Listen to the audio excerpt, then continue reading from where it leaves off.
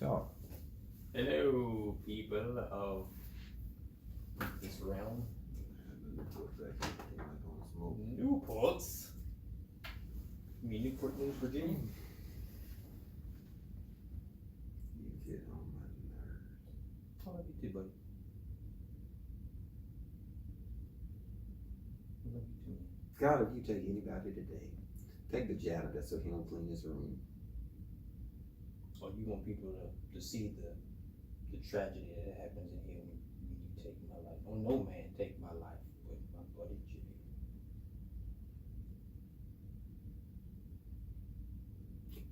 I'm sure if I had sleep, I would have the greatest comeback. I have not, so I do not. Catch me in a week. Now you just like, That's how I felt on yesterday. That's when I came here today, and I feel like Keymaster. That's what my username is on my computer, Keymaster. My password is GUSAT. I misspelled guest, and I didn't know how to change it, so I just went with it. Okay. God is okay. Yeah. What are we talking about today? What are we dealing with? Where are we going? How are we swimming? I know swimming in water, God being water, is doing too much movement. It is doing too much movement. When God just wants us to rest in Him. It is the Sabbath. He wants us to just rest, float. I think we should run then. Running in water is virtually impossible, especially if you can't reach the bottom. That's why I swim. But I'm afraid to swim because I don't know how to. You know what Jeremiah told me?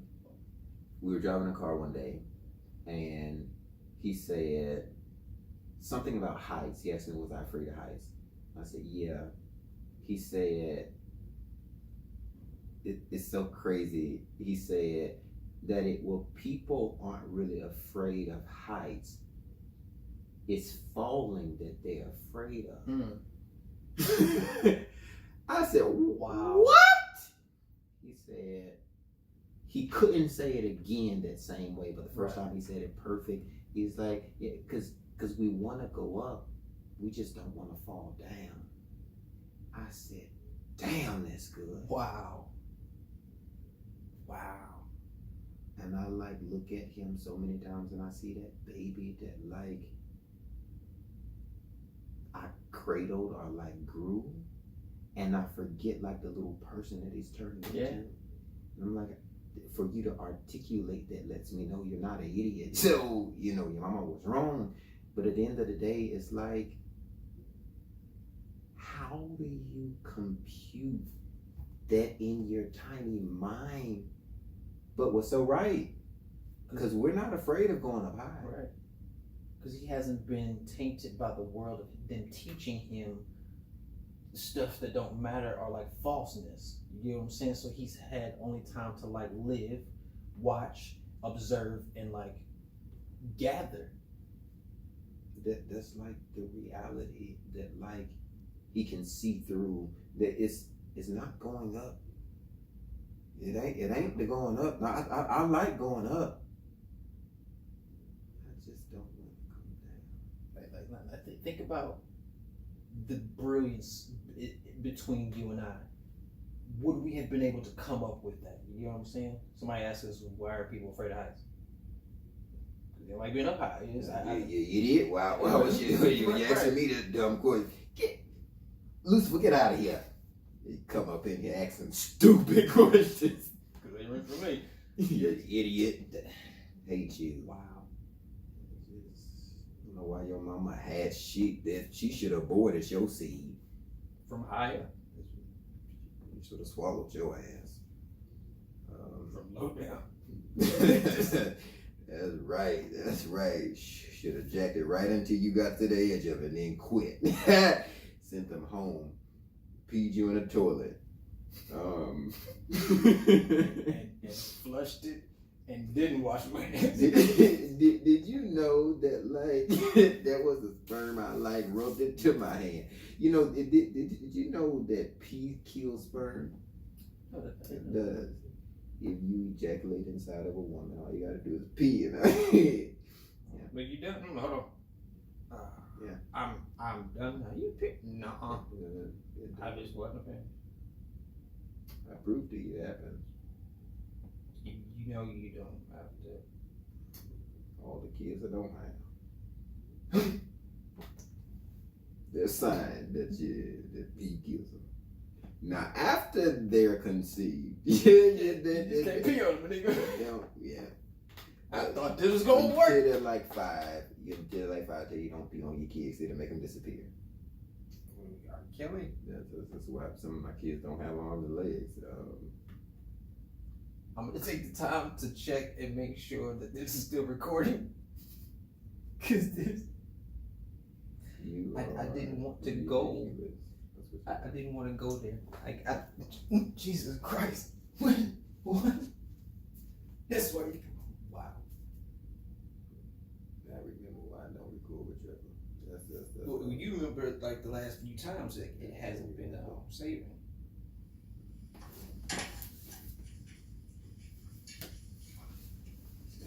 Come on, Trevor. Trevor. Come on, dude. Come on, dude. Like if it's recording, you like What? nobody got time for all that. Yeah. Anybody got time for that? Anybody got time for that?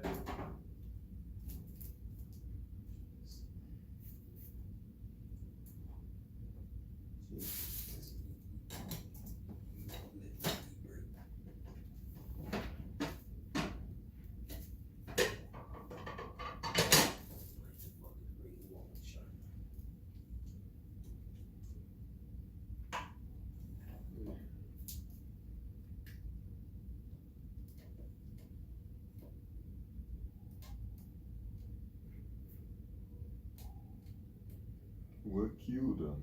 Wayne. What killed him? Trevor.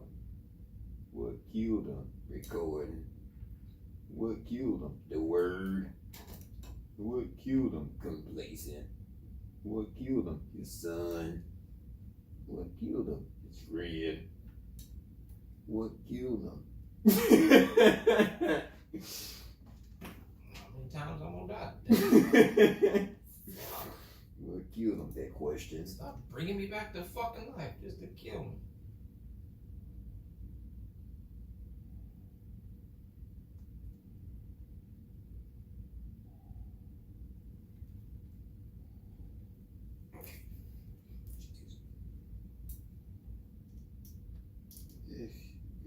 Good God. God is good, isn't he?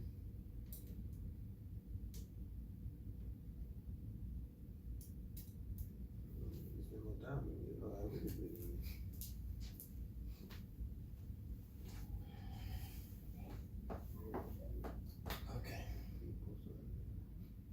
We're good. We're alive. We're not people. We're not even a person. Jeremiah said, "You a piece of poop." That's what you are. Live in this world. I'm not of this world. You alien. You look like it. And God said, under the ground. You shall go. I said you were under. I don't nobody looking at you. I don't know what you are. You evil. Twinkle, twinkle, little star. How I wonder what you are. Yeah, that don't click a bell. That don't ring a heel. I have no relation. I have no idea what y'all about. You know what? On yesterday, I slept in that car until 4 in the afternoon. When I got up, I had no gas left, and I was upset. That taught me something. It taught me something spiritually. It taught me that you can wake up some mornings and not have gas. Not as you. Been turned off. in people's mind, but not in their actions all night long. You ever ran through it and afterwards looked back at it and was like, that was exhausting? Mm. Like, why did I run all that way when I could have caught the bus? But stayed longer than what you expected to, and then got nothing, but you already knew that was going to be the end result anyway. Why the hell did you stay that long? Rightly shouldn't have even left. The time to get dressed, to make the phone call, answer the call, then get dressed, figure out the transportation, or walk, deal with the conversation, getting there. It took too much energy. But you knew that. Before you even picked up the phone, you knew, I shouldn't even answer this phone call. that's before the text, before you even opened it. You ever been in a place where you knew it beforehand and still went through that stupid? You know who I think about? Bible reference scripture or whatever that relates to? Cain. And we've never really done Cain. We never really, I mean, we hit around and talk about him, but we really haven't explored the text on Cain. Cain had the warning. He saw the text message. God showed up in his inbox and was like, click on me. He clicked on it, opened it. God said, you have two doors in front of you. One of them, a happy life. One of them, sin. Cain was like, forget the happiness. I want that sin. Or did he just not even take relevance to the message? Not even realizing he's standing either in front of two doors or he's got two doors on either side of him. What's the significance? He just knows that eventually in his everyday routine, he's either going to go left or he's going to go right, because that's what he does every single day. Doesn't realize that today he has happened to be either in between two doors or just standing right there in front of him. God tells him there's two doors. God, I have no idea what you're talking about. I'm going to swipe on that. You know, you get the messages, the unsubscribe, but it's like says a whole bunch of nonsense, and you're like, what is this? You just delete it or swipe past it, and you pay no relevance to it until like later on when you realize, oh wait, that was such and such, or that's who that was. Now I gotta go back and try and find that message, but I deleted it. Yeah, and it don't be in your archives. It just be delete that. It's gone. I think afterwards, maybe he's sitting there. If y'all don't know the story, what happened was Cain rose up and slew his brother Abel. I think these are the first two children of the Bible, but I'm not sure about that. But I know in this story, they're like younger. Which pushes me to ask the question, if he has to discern and decipher which door to walk through, where's his parents? Right. Why weren't they there to guide and lead? Because at the end of the day, you are your brother's keeper. But why are you your brother's keeper? If y'all are both like young, shouldn't you have a babysitter? Well, maybe in this, Cain and Abel are allowed to come back into the Garden of Eden, and Adam and Eve are outside of it, so they can't watch them or protect them because they've already been doing that. But I don't have to live out here with you. God curses ground and kicked you out, but I can go back in there. Nobody said that I can't. Nobody said that we can't. So we're gonna go in here and because the animals in here are nice. The ground is a little hard, so like I like doing hard stuff, and it allows me to take my mind off of this idiot brother that I have. Just so happens that he always working over here close to me. His animals were always running through my garden. I'm getting frustrated. So Adam and Eve aren't around anymore because I believe they're old enough to go out and work without their parents being attached to the hip. They don't need supervision. They can go to work and find or have that trade, build on that skill. So I don't believe that they're even anywhere close. Not that even like Adam and Eve were there enough to teach them right and wrong, or the do's and the don'ts, because they don't know. You can't be taught by somebody something of not to do when they haven't learned how not to do it. Well, you can, because folks do it all the time. They be doing wrong and they tell you to do right. They sleep with folk and they cuss and they tell you don't cuss and don't go out there and sleep with you. You know I don't like that, as you do it in the back room, pretend like the kids don't hear you knocking that girl head loose, and we try and find out why my son, who's 12, has 13 kids, because he learned from stuff that we said, don't do as I do, but do as I say. But how? Regardless, though, you know what happened. It cost them a child, and it cost him a brother. That's the expense that we pay for not paying attention. That's the price that, like, not seeing, right? Not seeing unsupervised spiritual adultery. That's what that costs. How can I teach you something that I've never experienced or gone through or even know really exists? It didn't teach him. That's what I'm saying.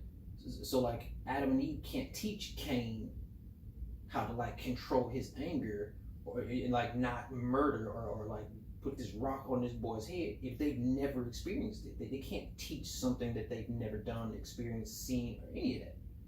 So like they can teach of like, hey, don't go over here by this tree, or different things that they've been through, life experiences. That's what when people say, I'm going to give you some advice. A lot of times people only speak on the things that they've been through.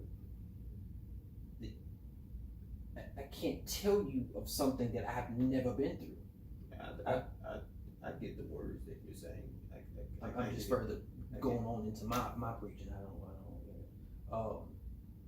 So like when later on they're off by themselves and these new emotions are coming up because they take their sacrifices to God, and Cain's like, okay, cool, this is good enough. Yeah, I'm gonna go ahead and get this out the way because I got work to do. But Abel's like, da da da da, and he's like, very proud of it. He's taking his time. He's done that because his dad's taught him.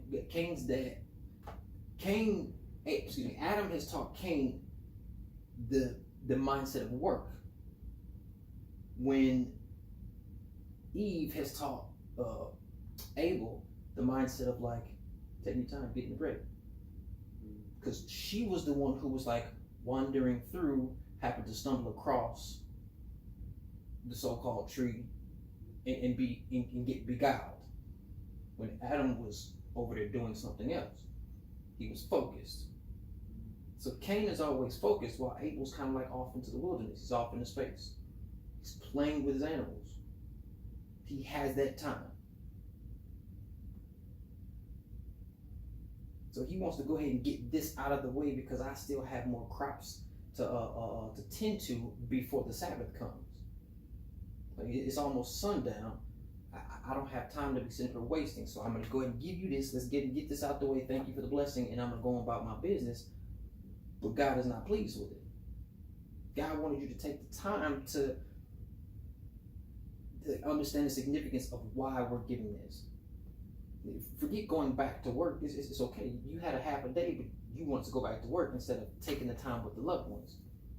So like, you're distracted, but God is needing you here. Your family's needing you here. Your loved ones needing you here. But now he just got embarrassed in front of his mom and his dad because he's too busy trying to get back to work to feed, to take care of. So now he's feeling these emotions that he's never felt before. They haven't been able to express to him, hey, sometimes you might get upset. You have to learn to just walk that off. It's your brother. Stop hitting your brother. You've never had this. So he has to go through this like, why am I, what is going on?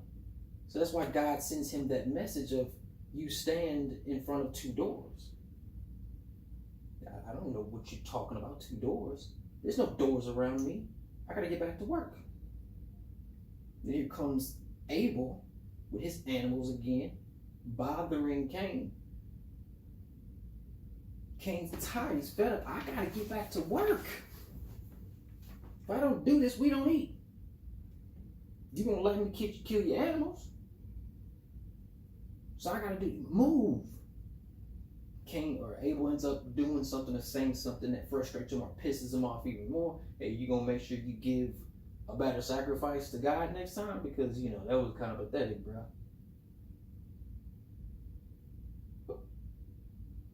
What? Now, it's one thing for God to say that he wasn't pleased, but who are you to judge my crops? I don't judge your animals. I don't say anything about you. I just tell y'all to get off my crop, get off my field. Let me do my work. I even help you wrangle them in when it's time to go home. But you over here judging me? I got you. I got you. And at that moment, he snapped. He didn't know that literally the doors were right there. And the handle that he was reaching for was the one that caused him to take his brother.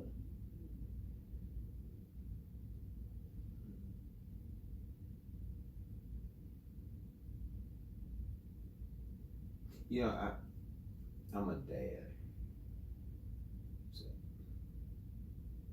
my heart goes out to stories like that. Not the one particularly in the Bible, but the ones we see like on the news.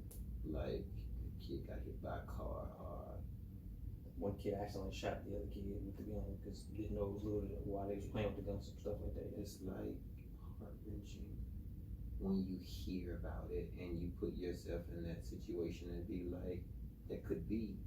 And you can't ever like forfeit the opportunity to feel, because one day that could be. So you empathize with people like that, and I feel for Adam. The Bible says that when God handed down the punishments and the curses, that he drove the man out of the garden. Look at that for like identifying for what you just said, that it's not like Cain and Abel were put out. Nor does it say he drove Eve out. It said he sent the man. But that's like in a societal world that we live in today, is that there's separation at the house. Daddy is hardly ever home. God, I don't think, does anything wrong. He sees there's a problem, that this man is not head of this house, and she roams free, does what she wants to.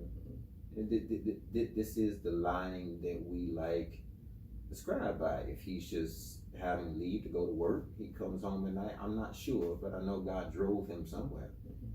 Well, when he gets home, imagine that. Being out all day, you working hard for your family, by the sweat of your brow is how you feed them. You come home to tragedy. You left home and everything was fine. They thought we had worked through our problems. Come home and we gonna start over fresh tomorrow. And there's somebody that's supposed to be in a chair around the table that's not here no more. Right. Instead of like a birthday party, this is like preparing for a funeral. Yeah. And it's not a grown man, it's a baby that you just lost at the hands of your other baby. I don't know if you ever seen The Good Child, The Good Son on Lifetime, where the mama has to decide which one she wants to save her friend's child or to save her own, who's terrible. That's a place, a decision, a choice that like I never want to be in. Because you know what selfless people do? They never choose for themselves, they choose for you. And we internalize that kind of pain to be like, I know what it feels like, but I'll be okay. Let me just spare somebody else. So we never really know what happened to Cain, where the parents find it unbearable to deal with it, so they don't even speak about it. Right.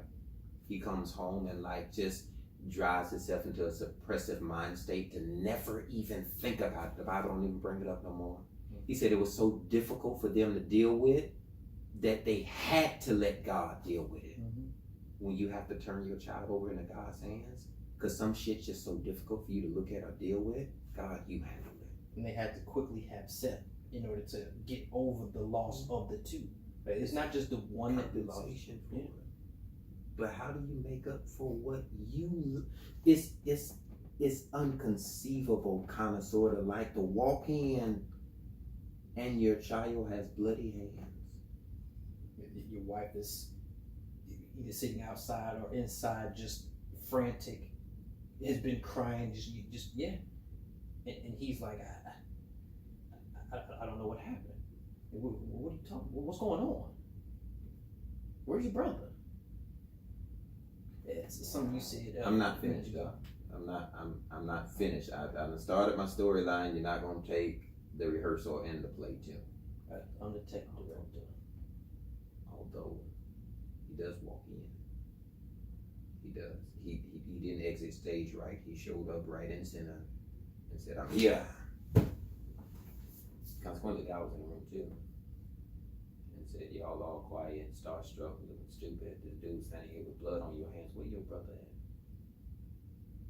And he says the most honest thing in the world. What did he say? Am I my brother's keeper? And now we're here. I look at myself today in the mirror. If I had one, I'd pull it out, but I don't, so I won't. That means you're looking back at yourself. I have a question for you. And you, are you your brother's keeper? I think that's our theme for today. Now watch it as you go throughout your day. It's gonna play out. It's gonna be like, damn, that was good. Today, are you your brother's keeper? I think we look at that and we like, is that a good thing or a bad thing? I'm not really sure. I know it's a thing, right? But it's for relevant. the sake of like pushing them, are you your brother's keeper that keeps them from being successful because you nag them about not being? That's for me. Are you your brother's keeper that you keep them from like prospering because you like complacency? That's keeping. Are you your brother's keeper that you keep them from happiness because you're preying on their sadness? That's a keeper, right? We look at keeping like in a certain aspect to be like, it just applies to men, but it doesn't. It applies to the wives too, applies to the friends. Are you keeping her from her husband because you want to sleep with her and stop her from like, now you don't want to keep her and make her your wife. Are you your brother's keeper? Like internalizing that, not even for them, but for yourself. Are you your brother's keeper? Where you know it bothers you, but you won't talk about it, so you keep yourself from being able to grow up. You don't talk about the stuff that hurt us as a child. It's not me, that was just my brother. It's you the whole time. Are you your brother's keeper? If you are your brother's keeper, where are you keeping him? Cain doesn't answer that question. He doesn't say anything about that. When God asks the location in his mind, but the words form out of his mouth, where is he? So he answers in a suppressive way to be like, am I? But retrospect, wouldn't that be hard for you to deal with, to come to terms with in front of everybody? Did I do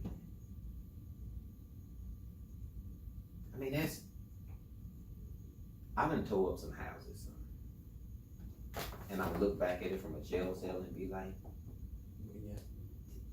did I really? You ever like blacked out and they played you the recording or went by to tell you like what actually it's that wasn't me. I couldn't have done that. Ain't no way. Yep. Y'all all lying. Ain't gonna go to hell for that one. Cause ain't no way I did. I didn't do that. Especially somebody who knows you, who's close to you, is like, you. I can't believe you did that. I know you just know. The Kermit? So I never know for you to act like that, to be, and then they just start looking at you differently. Like, thought you had that in you. What if that's what Abel did? What if that's the conversation that we don't hear about? Because for Cain, it's so unspeakable. It upsets him so much that he's like, out of all the people, you gonna look at me differently just because I brought him the wrong offering? How will you get it right this one time? And I do what I think. I tell you my idea. I know you like it, but this how you gonna respond to it? This is supposed to, the idea is supposed to like have God be pleased with both of them, because I'm giving you the idea of like how you should and how I should and how it should play together. We were in agreement at the house. Right. We get out in front of God. You want to act like you don't know me, and now you gonna play like you thought that was a bad idea the whole time. You know that was my wife. This bitch show up cheating, you come to court to testify on my behalf. You seen the stuff. You slept with her. Now you gonna act like you don't know what I'm talking about? They like pump you up to be like, you can share, please. I ain't gonna judge you. Then you share what's really on your heart, and they like take it like it's small. That was it. Then turn around and use it against you. I like laugh at you about it. I trusted you. I kept every secret that you ever told me. God shows up, where is it? I kept that nigga's secrets. You can have him. I have been my brother's keeper. I can't keep him no more. I think that's good. I've been that. I can't do it. So you was telling God, like, am I my brother's keeper? Because I am. I've been keeping him from drowning to showing up to you, to where you look at him like he ain't nothing. Because I've been keeping him. I've been making sure he's got the suit on nice and right. Now he's got the towel. I showed him how to tie the tie. I showed him how to dress properly to come and present himself to you. Not his parents. And he finally gets one right on his own. And gonna look at me differently. Or I can't keep this nigga no more. Yeah. Or like you said, like we're supposed to do this together, and right at the last minute, he shows up something completely different. Now I look like an idiot. Right. It was supposed to be like if Abel brought the animals, the meat sacrifice, and Cain brought the fruit sacrifice. What if this is not offering, but like Thanksgiving? Dinner. So I mean, God just created everything. It just, Adam is at work. He's about to come home. They're like about to sit down and have a meal. And we showed up with supposed to be like a fruit parfait entree or something.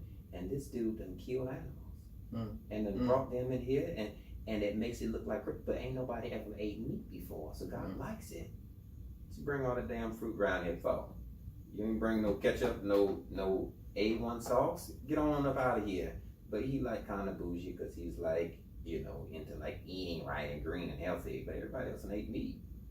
Of course he's like laughing away from the table, or at least he's embarrassed. But it's supposed to be like a team effort. Right. Yeah. Let's change the family, get them all on the right diet, and you show up with meat. Knowing these people fat. Yeah, of course Abel would be the one to like initiate the jokes to where everybody started laughing. But you gonna make your green salad again today with the raisins and stuff? Look at this guy. You want no meat to go with the bell pepper sandwich? It's bell pepper sandwich. Yeah, you gonna fry that up with no pork skin on it. It's ain't no bread. And he's sick of it. I'm so sick of it that I just went to talk to him about it. That's all I did. I just went to go talk to him. Because you're my brother at the end of the day. And I love you. But what I'm not going to tolerate is you disrespecting me. Especially in front of everybody. They ain't but 4 of us. You know what I mean? They ain't but 4 of us. And bro, that just don't sit well with me. It says they was out in the field talking. Now catch it now. I don't believe Cain or Abel belongs to Adam. Right? Because it says Seth was his first child after his likeness. That don't prove anything, but that does say a lot. And Abel feels comfortable enough to be with animals. Cain is like one after the field, so he's like planting and stuff. It maybe speaks to the curse that God like put enmity between the serpent seed and the woman seed. I think those are their children, not Adam's. But if Cain is one that's more animal than what he is man, why is he so comfortable killing things that are like him? Is murder in the first degree because animals could talk while the serpent said something, so they're like more on equal playing field. The same way God got down and formed the man, the same way he got down and formed every single animal. And Abel is comfortable killing them, bring them before God. This is offering. And I think Cain is disgusted.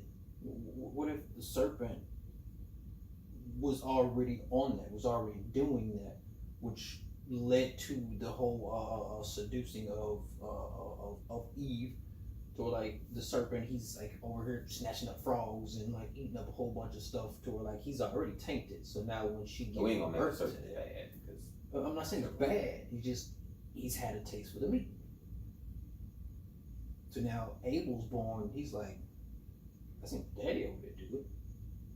I want to see what this goat tastes like. Well, y'all won't make the serpent the devil. What? Just say Most people make the serpent the first bad. ones to eat meat. Serpent's a good person. He's a good guy.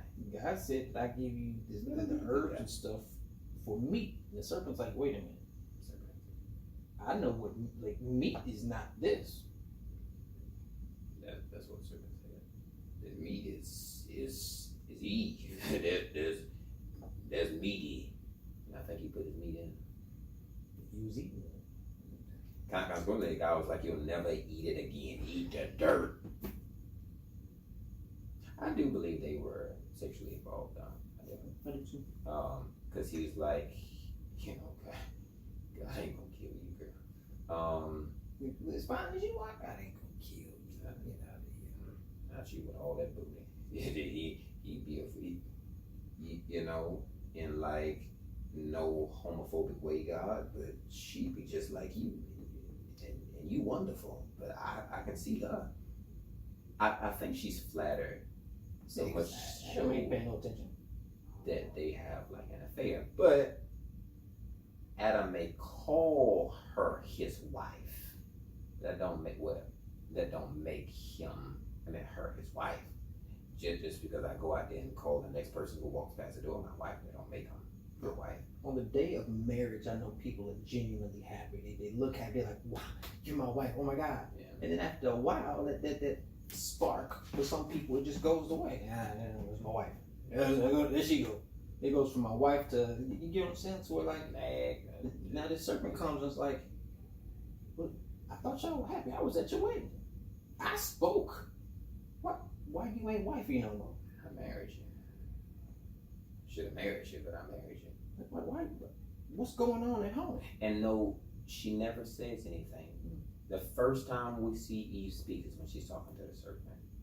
You ever been in a relationship that's so bad that you don't even have a voice until you leave the house? Where like just a sign of attention, people be like, well, you just fall for anything, but y'all can't say nothing until somebody else asks me something, and at home they'll never ask me. And the serpent engages in conversation. Did God? Now, I know you're just a woman, but you're just like God. I want you to see the way the world sees you, not the way Adam suppresses you. Eat this and it'll open your mind to see something different. And the serpent notices it, but that's what we do when we see somebody pretty. We open our eyes up to just how wonderful you and that body is. Everybody walking around all slumped over. You know, better how hold your beautiful head you up are. with your fine self. Yeah. We breathe life into them with the words. You better hold your posture back and let them like perk up, because everything you got is wonderful. Now that man know it though. He don't want you to know it. But I'm telling you, I want you to know. And when you see it, he'll see it. Adam's like, give me some of that. I don't see what you see, because I don't see it. She just get around the house, don't do nothing, don't cook, don't clean, don't nothing. Let me eat that, see what y'all eating on. I think in retrospect, like, the serpent may be helping her commit a crime. Because God never said to the woman, when you eat it, you'll die. He said it to the man. Mm-hmm. But I think the man was terrible to her. That's what the Bible says in chapter 5, that the man was so evil. And God destroyed him. But why would he be good in chapter 3 if he's terrible in chapter 5 and 6? Because there's a significance on the wordplay.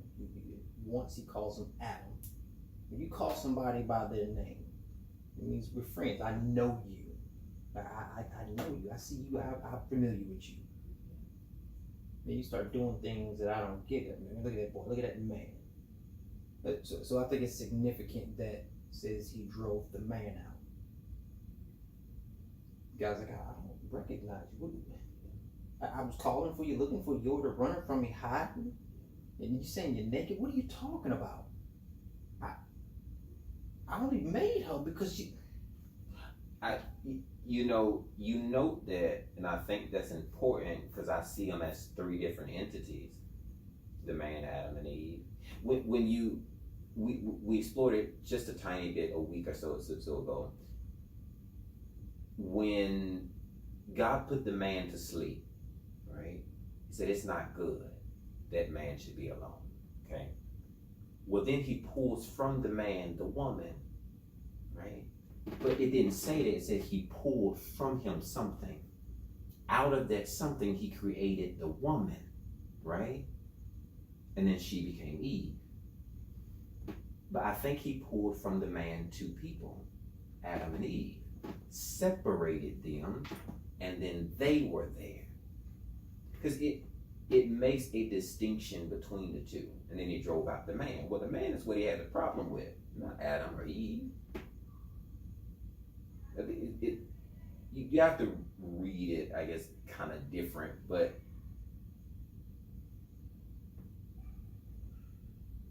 and in retrospect, if the man is so bad, then like she's under the suppression of just a bad man. He's just a bad man, and the serpent's like, I'll show you how to kill him.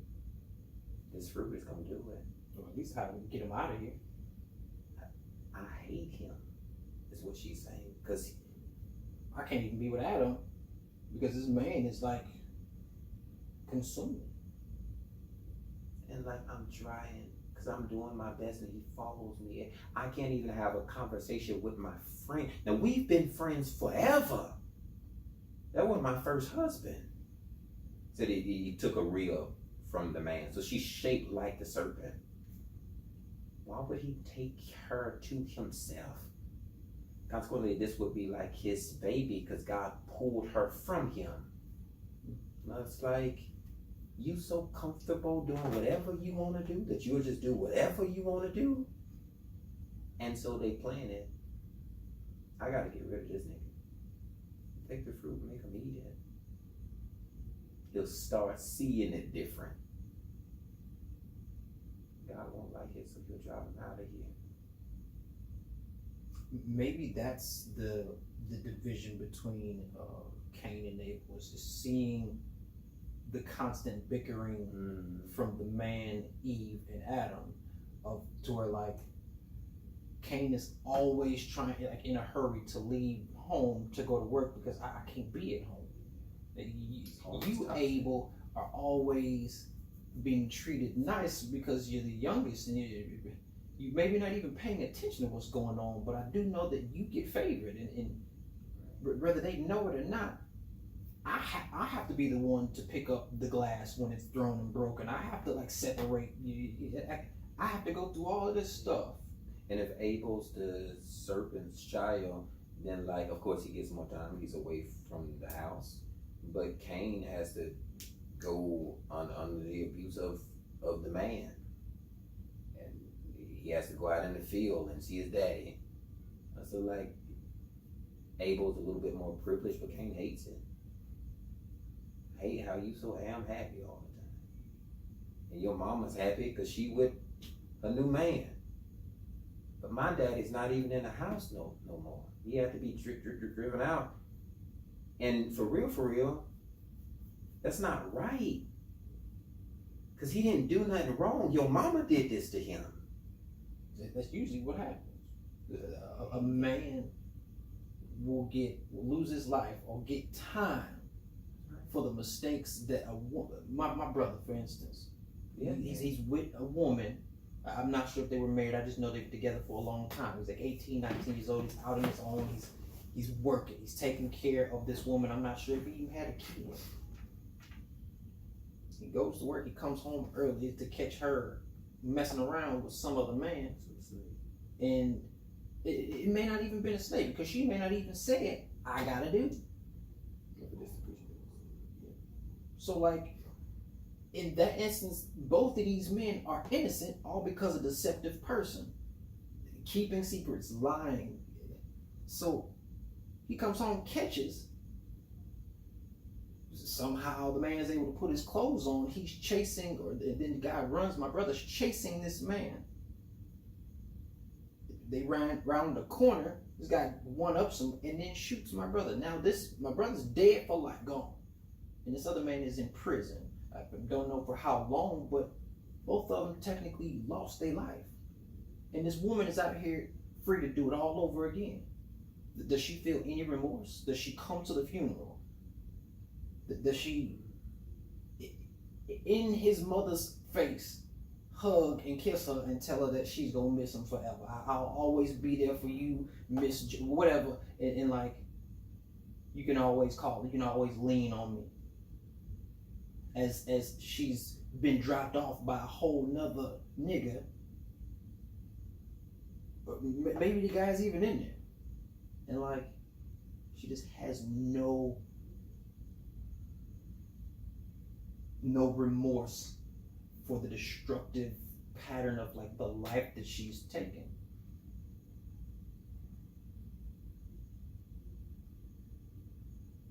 So like the child that's born in that sees his mother go through this, destroying life.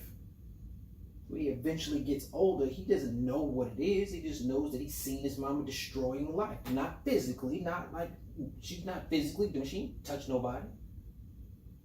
He eventually gets to a point where he's off somewhere with his brother, and his brother pisses him off, and he just knows that those feelings that he had when he was a child, seeing his mama do all of this stuff, it comes out. I don't know what I just did. I just know I was so angry I blacked out. I got tired of hearing them talk. Shut up. Talk. I just made him be quiet. Now we gotta hear him. I remember me being in the bedroom while he was little, sleeping, sound asleep, and I'm hearing my mama argue and stuff being thrown around the house. Night after night, different person after different person. There was one of these guys I actually liked. And I can't be around this man no more because he cherished me. He was there for me. And my brother gets a chance to go be with this man, but I can't.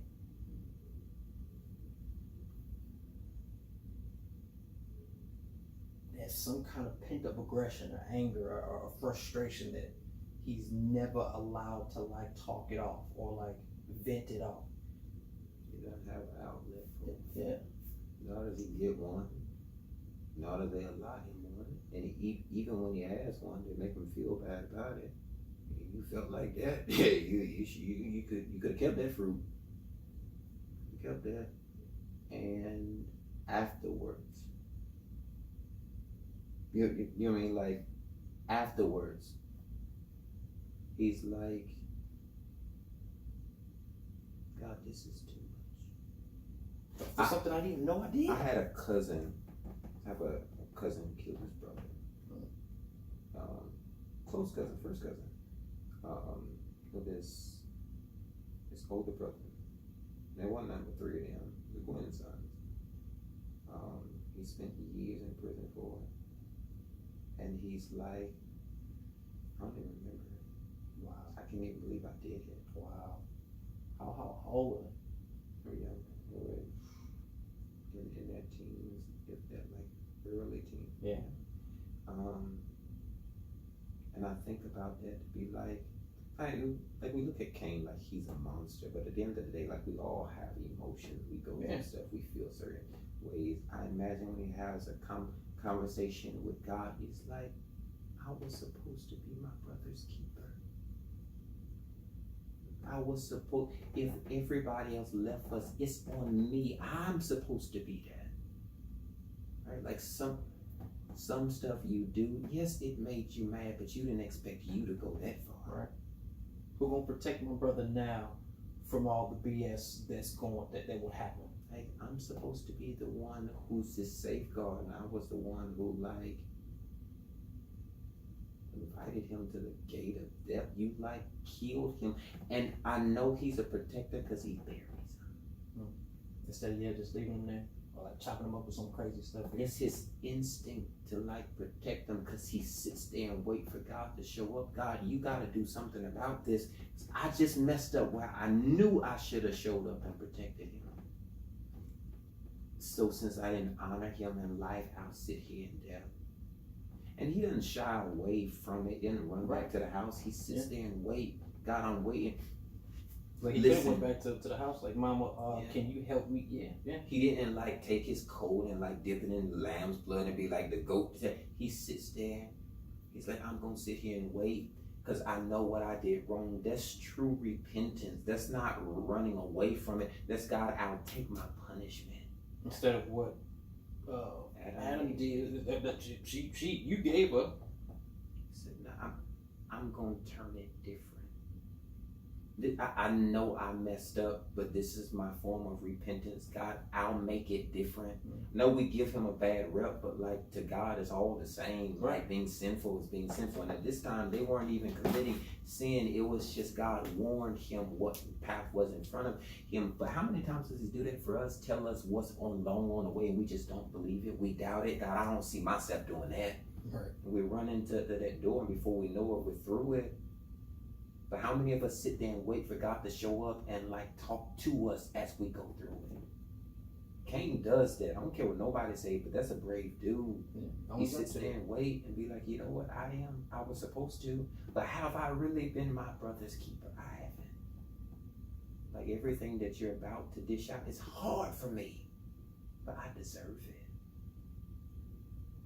I just don't want to have to die to it. What he just went through, what I put him through, looked difficult. I can't even describe it to where it's so suppressive that I had to like, it's gone in my head. I can't. I don't even know. It's too much for me to bear. So don't kill me and make me like live in eternity with him, knowing that I caused this for him. So God forbids anybody to kill him, so he'll live a life without him, but at least you don't have to face him. I think that's what repentance comes from. So some stuff you won't have to face again.